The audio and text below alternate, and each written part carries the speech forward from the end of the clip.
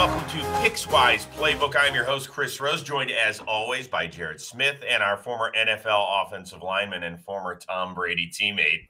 That's the way I have to introduce you now, Ross Tucker. You know, I'm not happy with him at all. You know why? I'll tell you. He didn't give you a shout out in his retirement post? No, he could have. That would have been nice. I want to thank you to Ross Tucker. I was 10-0 in the playoffs before you got in against Denver, and I lost.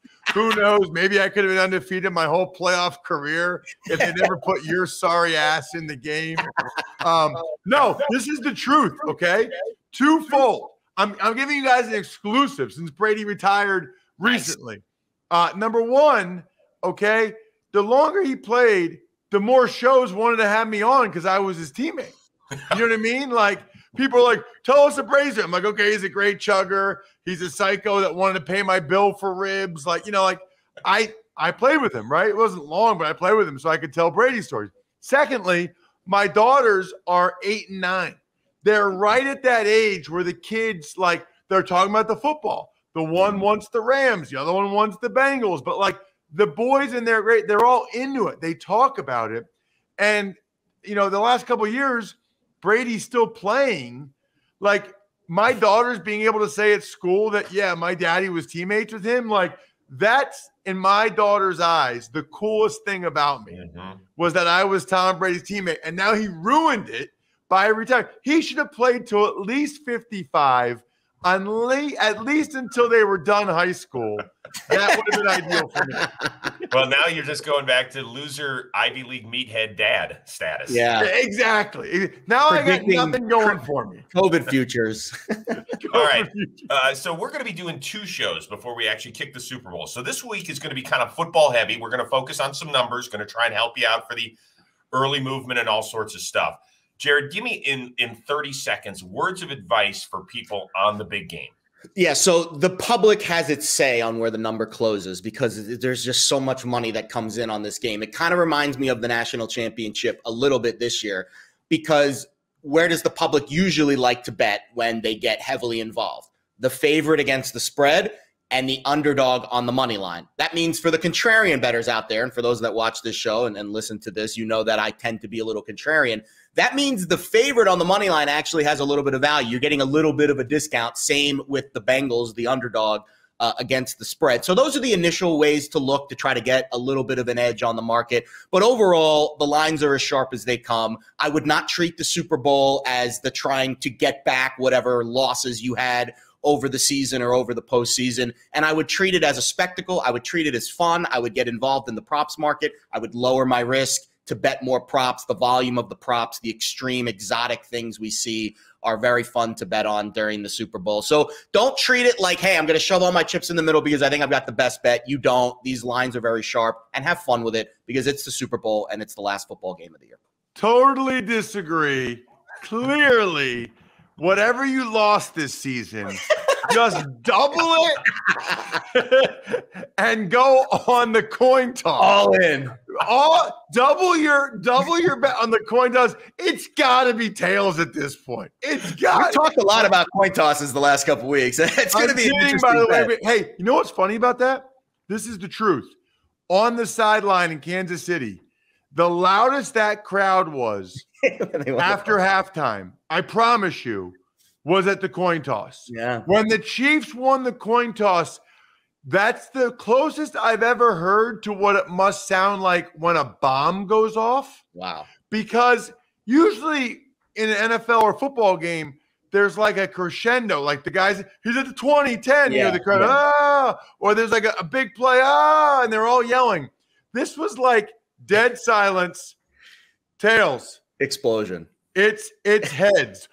Boom! Boom! It was crazy. Like, those people were convinced. They were like high-fiving. They're like, it was. And then they had to finish the game. That was incredible. Incredible. And then Mahomes had like maybe the 3 of the worst throws I've ever seen him have. And the Bengals win. All right. We got a lot to get to. One quick reminder from Jared before we go.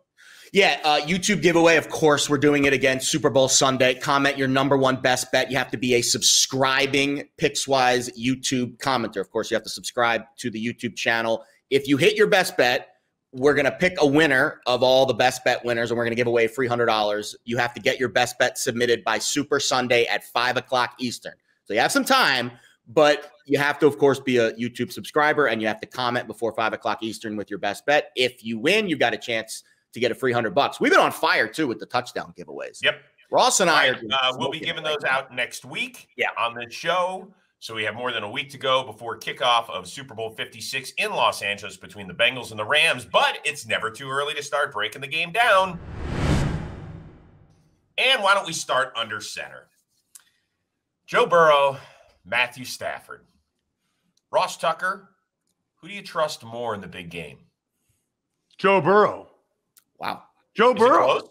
Is it close? Yeah, I mean, look, the sample size we have of Joe Burrow in big games, in like win or you're done moments, he's undefeated.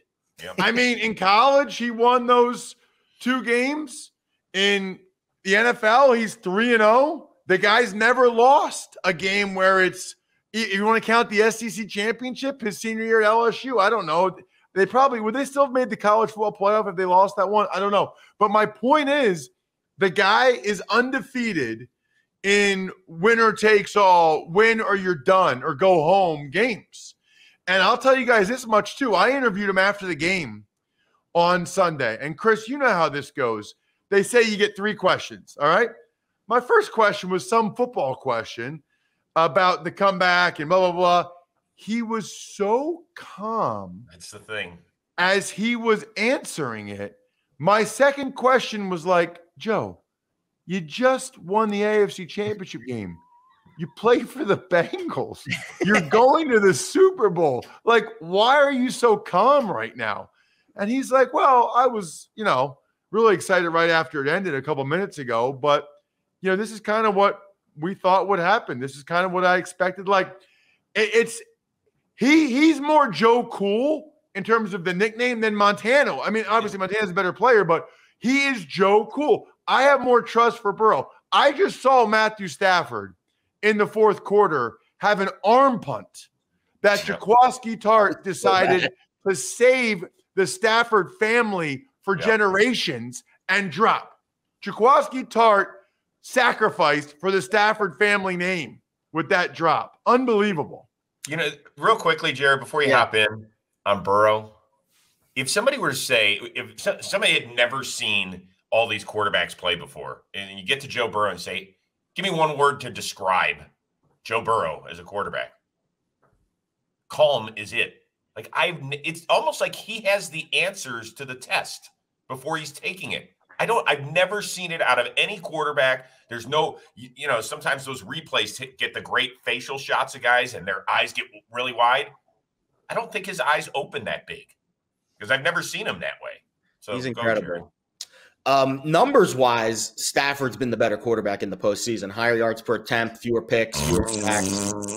Yeah, the numbers are what they are, and they sometimes matter in the outcome of the game. Sometimes they don't. I think at the quarterback position, they matter less because it's such a mental grind and the way that he handles those big moments. I think the best thing that he did in the championship game against the Chiefs was not force feed Jamar Chase, who was not open a lot of the time. He went in other directions. He fed the hot hand. It was Higgins at a time. He had P. Ryan for a couple nice looks. Mixon got involved in the passing game. And he wasn't force feeding his best player and his most comparable weapon. So I think that was something that I was very impressed with. This is a fascinating quarterback matchup, and this is a Chris Rose trivia little vibe here. So Matthew Stafford led the league in picks this year. There's only 2 other quarterbacks in the history of the NFL to lead the league in interceptions and start in the Super Bowl. Eli in 2007 and then Jim Kelly back in 92. And on the other side, Joe Burrow. By the way, here's the key to doing trivia is that when you ask it, you actually let the other people answer. Yes, but it's you're way better at the trivia. So I just I'll have that later. The answers. The other one is on Burrow's side, there's never been a quarterback in the NFL to start a Super Bowl that's been sacked more than 50 times in a season. and Burrow leads the league in quarterback sacks this year. So we have this weird dichotomy of quarterbacks that lead the league in very, ominous categories, but still figuring out a way to get themselves or get their teams into the big game. I think if you flip a coin here, not to go back to the coin flip reference, but I do think Burrow probably is more mentally prepared for this. But Stafford's numbers and I think his overall offense and the danger that their offense poses because of what is going to happen up front, where Ross likes to live in the trenches, that to me makes Stafford a little more dangerous, a little more explosive. But Burrow, he doesn't have a pulse. Like, it's just, I don't think it matters how many points he's down or what the situation is. He will be ready for whatever the game calls. But I do think the Rams offense, because of what's happening up front, is more dangerous in this game. All right, guys, I want to go a little bit quicker on some of these other things. Wide receiver matchup, really sexy. Which group do you like more? Is it the top-heavy Rams or the Bengals, who seem to have three guys that can beat you at just about any time, Ross? That's a great question. I think I'll go Rams just because they're a little bit more experienced and because Cooper Kupp is just unstoppable. To Jared's point, Jamar Chase was kind of stopped by the Chiefs in this last game. Kupp hasn't been stopped all year. I think there's similarities between Higgins and Odell Beckham Jr. I think Jefferson and Boyd are probably comparable. How wild is it, by the way, that like the injury question for both teams is the same? They're starting tight end. Yeah. I mean, I've never seen this before. There's only one position we're worried about, and it's the same for both teams. Uzama and Higbee at tight end. So, and by the way, those guys are very comparable. Yes. Yeah. It's very similar. Both quarterbacks wear number 9. It's bizarro world. It is interesting. Kupp against Hilton in the slot is going to be a fascinating matchup. So I do think the Bengals at corner have been they've held up pretty well. Awuzie has been great. Eli Apple probably should have picked off that Mahomes pass and overtime taken to the house. Probably. I think the OBJ. So you would assume that Kupp is going to get moved around a lot in this game, and you would assume that it's not just a straight matchup. Kupp on Awuzie on the outside, and then OBJ on Apple on the outside. McVay likes to move Kupp around, and I'm assuming we see a lot of him in the slot against Hilton, and that is going to be a fascinating matchup. Mike Hilton's actually been pretty good in slot coverage. 15 targets, just 7 receptions in the playoffs. So they faced some offenses, but they did just face the Chiefs. So I'm curious with that matchup, can McVay get Kupp into a favorable situation? We know the Bengals like to play a lot of zone coverage. They don't blitz a lot. They're going to sit back and they're going to try to absorb what the Rams are going to do offensively. It's going to be the scheme, and can McVay get Kupp in those favorable matchups? And on the other side, I do think OBJ, it is a one-on-one against Apple. I think that's a favorable matchup for the Rams. Beckham's been incredible. He looks very at peace with his role, and the numbers, I mean, goodness gracious, it was his first 100-yard game since week 6 of 2019 in the NFC Championship. He had his best game with the Rams, saving it for the NFC Championship game. And, oh, by the way, he's got some silly contract incentives. He gets $1 million contract incentive if they win the Super Bowl. He's already raked in about $2 million. So OBJ's a very happy and content person right now. I think the Rams have the advantage on the outside with their receiver matchup. But is he taking that $1 million bonus if he gets it in Bitcoin? This is really kind of a big question with that one. Now would be a good time to do it if he believes in it. Hey, one quick note on Cooper Kupp. I was hosting the postgame show on the network the other night, working with Andrew Hawkins, a former NFL receiver. And I said, why is Cooper Kupp always open by 3 yards? He said, Chris, he makes every route look the same. He said everything about wide receiver cornerback matchups is about tendencies. He says maybe some guys lean, which means they're going the other way, or maybe the way they're tilting their head or something. He goes, Cooper Kupp is like a pitcher where the fastball and the changeup look exactly the same coming out of the hand, except there's a 12-mile-an-hour difference. So the defensive back can't sit on a thing. I thought it was fascinating. Leverage, all about leverage. So much of football is about technique and skill and the mental side of things that people don't realize it. It's so much more mental than people think. I talk to high school kids all the time. It's all about height, weight, how much do you bench? You're 40. Not a lot of that stuff really matters when you're out there. It really is the mental aspect of it.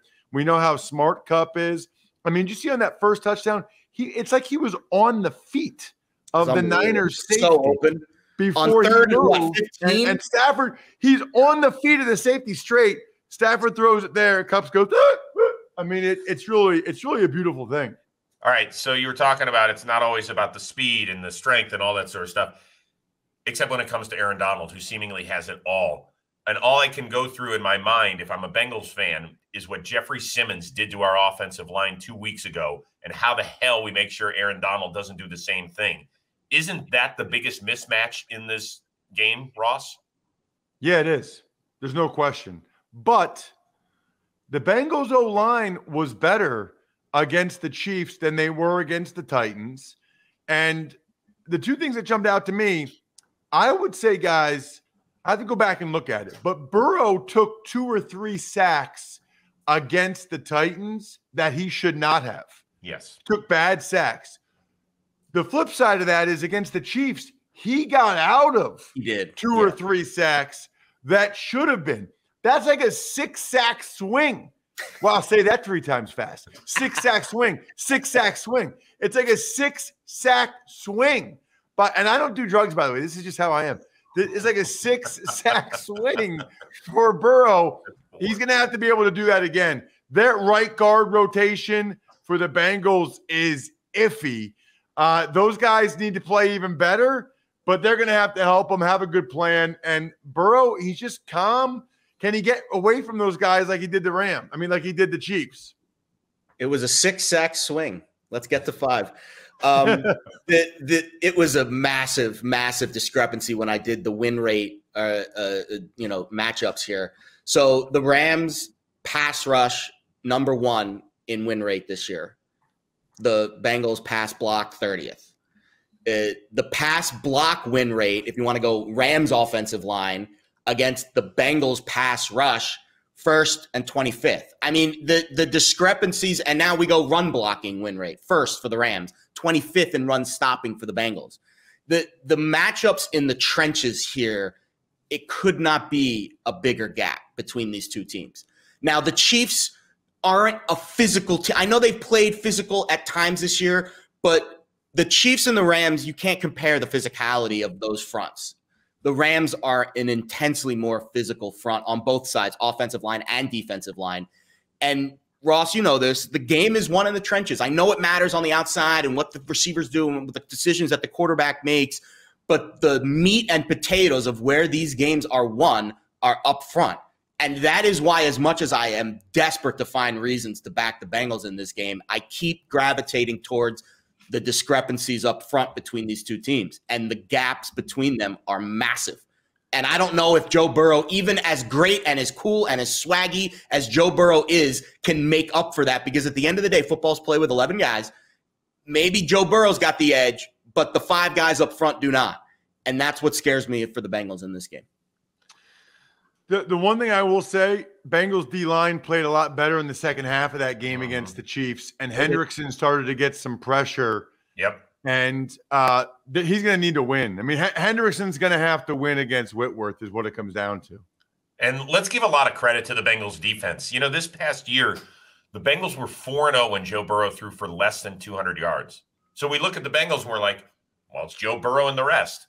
Not always true. I mean, that Bengals defense, and in the second half, they played 4+ second half on quarters against the Chiefs this year and allowed 6 points and allowed Patrick Mahomes 105 total passing yards in those 4+ quarters, right? Because they went to overtime in the AFC title game. Yeah. So that defense can certainly make some adjustments if they need to. I still don't know what happened to Kansas City's offense in the second half, but that's not for this show. What is for this show, one last point before we start moving on to some numbers. I always worry about head coaches in the Super Bowl. I really do, because now you're in the biggest game. The entire world is watching. You can't get hidden in a 1:00 window against Baltimore anymore. I think if the Bengals came out with a similar game plan offensively that they came out with against the Kansas City Chiefs, this thing's going to be over, and there will be no coming back. Am I wrong, Jared? No, I mean, I think the McVay-Taylor matchup is fascinating. we all know we're going to hear about it for the next 2 weeks that Taylor was on the staff that took the Rams to the Super Bowl with Goff as the quarterback's coach. So the interesting thing about that year, the Rams offense was unbelievable, averaging almost 33 points a game. They scored 28 points in both of their playoff games, and they only scored 3 against the Pats in the Super Bowl. McVay does have this tendency, and he's the smartest guy in the room most of the time, to outsmart himself. And sometimes that, the analysis paralysis, we talk about this in the gambling world. We get so much data and so much information that we get to the right answer, and then we counteract it with more data, and then we counteract that, and we keep, just outthinking and outsmarting ourselves. Can McVay keep things simple enough and just let his players, which, let's be honest, 1 through 53, I think the Rams have better players. I do. And I think can Sean McVay just let those guys eat a little bit? And you mentioned the defense. I want to give a shout out to Jesse Bates on the Bengals defense. Oh my goodness. That play he made in overtime to go from the 40-yard line on one hash all the way to the opposite side of the field and to make that play on Tyreek Hill. I was looking at the numbers on Bates. We talk about an X factor for this game in the Bengals secondary trying to defend Matthew Stafford and his offense. Bates in the playoffs, 2nd in coverage grades, 3rd in passer rating allowed, 1st in forced incompletion rate. And Ross, I know you're going to like this. He was a 3-star prospect out of high school and only had 1 scholarship offer from a Power 5. And now he's one of the star defenders in the Super Bowl. That's pretty cool. And so those are the types of guys that are going to have to play above their grades in order for the Bengals defense to shut down McVay and Stafford and Beckham and Kupp. It is going to take a Herculean effort. And then Joe Burrow is going to have to make a few plays on the side. That's the only recipe I see for the Bengals to win this game. So here's my quick question. What do you think the line would be if it was the Chiefs-Rams, Jared? It'd be about 3, 2.5. Yeah, Rams laying it? Yes. So I asked the bookmaker earlier. What I was just going to say is everything you're saying is fine, but all that stuff relates to the Chiefs and the Bengals too, and they still won the game. And the Chiefs were up 21-3, and the play at the end of the first half was massive that they didn't get a field goal there. That was almost hubris of Andy Reid not just taking the field goal with 5 seconds left. And there were some other interesting moments later in the game. I think the sequence at the goal line for the Chiefs. I mean, you run that game back 100 times at the point of 21-3. It was a 98.7% chance. There was only one outcome where the Bengals come back and win that game. And maybe it's a team of destiny, maybe. But I just don't see the upfront win rates being there for the Bengals to consistently move the ball in this game. It's going to be fascinating. But I did talk to a bookmaker earlier this week, and he said if this game was played in week 1, Bengals-Rams, the Rams probably would have been almost a touchdown favorite. Over 4.5, 5, 6 in that range, over where the spread is now. Because the Rams preseason were viewed as that team, and the Bengals were not. So on paper, the power rankings for the Rams were very strong this year. Very strong. So, guys, since we're there with the numbers, favorites have not done well this century in this game. Should we be worried about the Rams because of it, Ross? Well, look, it's one of the reasons why I like I'll give you a little sneak preview. I like the points that the Bengals are getting. I think there are concerns for the Rams. Jared mentioned one about Sean McVay. 10 minutes left. You got no timeouts, no challenges. What are you doing? Yeah. No timeouts, no challenges. And then Matthew Stafford, he still has that capability in him to make a really poor choice. And he made that poor choice with the arm punt to Jaquiski Tart down the middle of the field.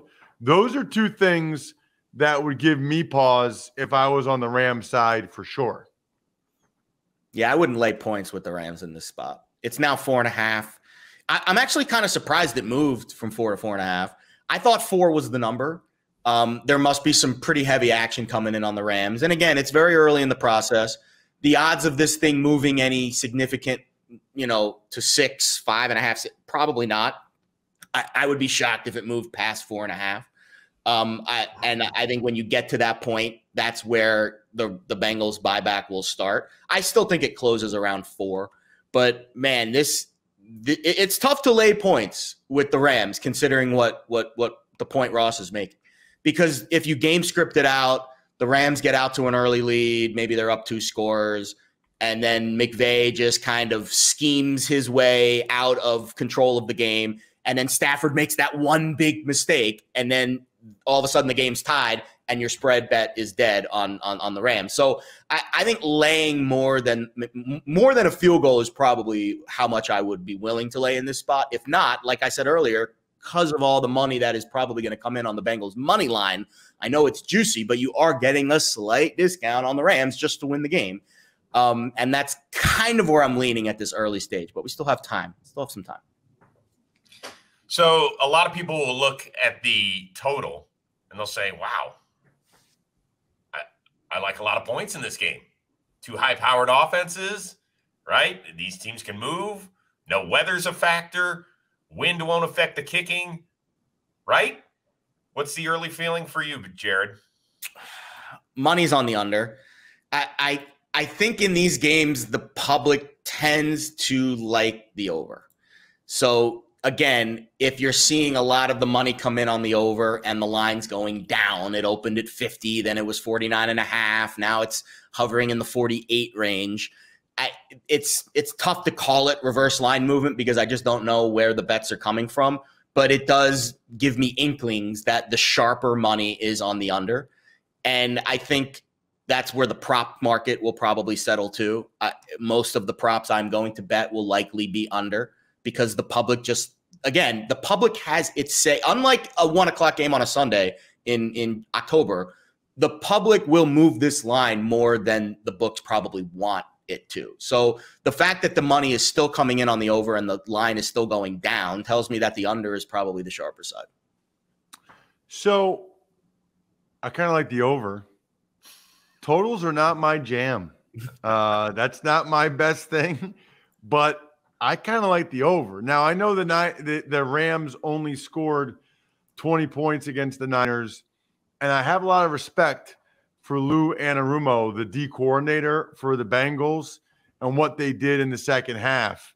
But I was also there when Mahomes scored touchdowns on the first 3 drives. I don't know. I mean, sometimes these games surprise you and they become lower scoring, but the last couple that I've said I liked the over on, they went under. So I'm going the other way. I kind of like the over. There'll be a lot of over money. A lot of over money. Before we wrap things up numbers-wise, and remember, we're going to have a part 2 before the Super Bowl coming out at this time next week. When should people start placing their bets? Whenever they feel comfortable. It's basically a futures bet at this point because you're waiting over a week for it to cash or for it to get graded. The smart money bets very early. In fact, I would be willing to bet that most of the respected groups that, Vegas gets a lot of this very smart action from has probably already made their stake in the game. And they're going to now wait for movement to come back on the other side or protect their action depending on where the market moves. For the general public that's consuming this show, whenever you feel comfortable, the money will be out of your account until, next Sunday. So be weary of that. If you only have a limited bankroll and you want to bet on NBA games or NHL games this week, make sure you take that into account. But I don't think there's a right or wrong time to make the bet. It's whatever number and I guess bankroll wise, your risk tolerance, you feel comfortable with that money being out of your account for. You want me to chime in too? Yes, I did. I'm curious. Ross has already made all of his bets. Well, that's what I want to know. Have you? I honestly think there's only 2 ways to do it. I mean, you can do it whenever you're comfortable, but in terms of the total and the spread, I'm a believer you either do it as soon as possible after the numbers come out where you think there's value, or wait till like right before kick and see what the final is, where it comes in at after the public comes in and maybe it moves to a better number than you thought. I don't see a lot of value in being an in-between guy. You either get the better of the number early or you have access to all the information, all the public money, and you bet late would be my I think the information matters because what have we seen in prior weeks? We hear things, guys tweak injuries. You never know what's going to happen with, the list. And who maybe, I know if I'm playing in the Super Bowl, I'm locking myself in the room for the next 2 weeks. So I don't, attract anything, but I think getting the most amount of information helps. So unless you're a super sharp and you bet it right when the number comes out on Sunday night, then yeah, it probably makes sense at this point that we're in kind of no man's land to at least wait for media day, wait for some more information, wait for some more inklings, and maybe we get some more market movements in one direction and you can get a better number. So I think what Ross says makes sense. Okay. So for people that are listening to the show, they obviously can't go back in time. They don't have the DeLorean and, set it back to Sunday when all the early numbers came out. So maybe just wait. It's good advice from our two guys here. Before we wrap for this week, it's trivia time. Yes. Everybody okay with that? It's going to happen. Okay. I don't have great trivia yet because we're still digging for a lot of the numbers and stuff. But this is kind of a fun one. And it's going to be the name game. Ross is skeptical. I can see it already. Are you skeptical? Ross has been studying. He pulled an all-nighter for this. He pulled an all-nighter in his Ivy League library for this one. Here we go. Well, you didn't have to go to Princeton to know this one. Quarterbacks with the first name Joe are 7-2 in Super Bowl history as a starting QB. Give me the 7 wins and the 2 losses by Joes. Montana, obviously. There's 4-0. Yeah, go ahead, Jared. You can try to do one. Can I get the easy one, Ross? I'll take the low-hanging fruit, Ross. You can do the heavy lifting. That's how it usually works with the old lineman, right? Take the easy ones. I know the wins. Okay. Are you done, Jared? Just go. I don't want to look 4, like so you got 3 more to account for. Flacco, Namath, Theismann. Very good. That was impressive. Now, who are the 2 Joes that lost Super Bowls as a starting quarterback? Also Theismann. Very good. Back-to-back years. Beat the Dolphins, lost to the Raiders. This other one is tougher. Is this tough, Chris? Well, let's put it this way. You definitely know the name, and I wouldn't have been shocked if at one point you would have interviewed him at some point during your career. Can I get the decade that the Super Bowl took place in?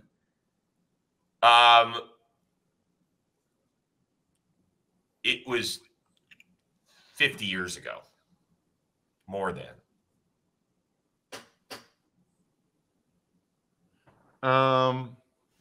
Think like Theismann, single bar. Like Joe Cap? Joe Cap is correct. Never would have gotten it. Yes. Unbelievable. So what team? Yeah. For the Minnesota Vikings. That's what I thought. Okay. Yeah. I eventually would have gotten Vikings. Flacco, probably. I probably should have gotten Namath. Yes. I'm a happy camper. Okay. I'm just glad Ross is happy. That's all I care about. I'm very well. Well, you know what? You contributed. Now, granted. Yeah, I got the easy one. It was the one where the orange was right here on the yeah. You had to jump it all to pick it. But who cares? We're not. Hey, a win's a win. Low-hanging fruit. It still tastes the same. So, quarterbacks with the first name Matt or Matthew are 0-2 as Super Bowl starters. Who are they? And Jared, you should be all in on this. I should be. You're right. I need to think. I'm assuming it was recent. Does Ross know it already? Is he trolling me right now, or is he thinking too? I think Ross. One is just crazy obvious. He's still playing. Well, one's Matt Ryan. That's easy. Yeah, that's one. Do you know the other one, Ross? The second one that I'm going to struggle with. Can we get the decade? I know it. Is it a recent decade? Yes. Yeah. I know it. I know it, Chris. Yes. I'll give you a hint. His brother also played in the NFL as a quarterback. Hasselbeck? Yeah. Good, Jared. Good, Jared. Woo! I get my Pickswise salary this week because of that. That was a lot riding on that one. They're paying you for this stuff?